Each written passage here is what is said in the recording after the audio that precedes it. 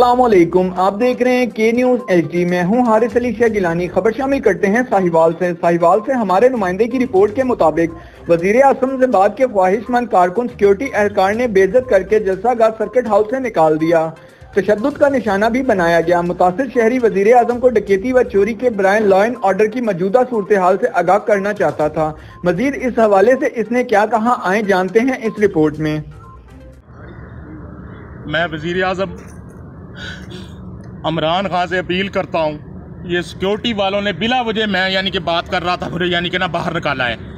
मैं यानी कि ना इतना इमरान खान को सपोर्ट करता हूँ, हम आपकी वजह से बात होती है, इतना सपोर्ट करता हूँ कि यानी कि ना कि आप सोच भी नहीं सकते। मैंने फेसबुक पर लिखा हुआ है कि मैं मौत तक इमरान खान का साथ दूंगा, मौत तक हर आदमी के साथ। यानी कि ना यहाँ पूरा यानी ये साहिवाल जो है यानी कि ना दूसरा नून लीग का गढ़ है और हम दिन रात यानी कि ना करते हैं सिक्योरिटी वालों ने। मैं वजीर आजम से अपील करता हूँ कि कभी आपका कोई बंदा साथ नहीं देगा।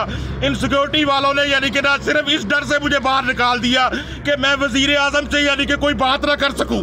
ठीक है ना जी, मैं वजीर आजम से कहता हूँ, ये पिछले दौर में यहाँ इतनी डकैतियाँ होती रही अमीर तबूर बस्तार के दौर में। अब भी परसों चौथ यानी कि ना साजिद जो चाइल्ड स्पेशलिस्ट है यानी कि ना साजिद मुस्तफ़ा वो अगवा हो गया है और यहाँ कोई नहीं। इतना लॉ एंड ऑर्डर का मसला है, लोग यानी कि ना मुतनफ़र हो रहे हैं। सिर्फ इमरान खान को थोड़ी देखेंगे, बिल्कुल यानी कि पंजाब में यानी कि ना कोई यानी कि नहीं है।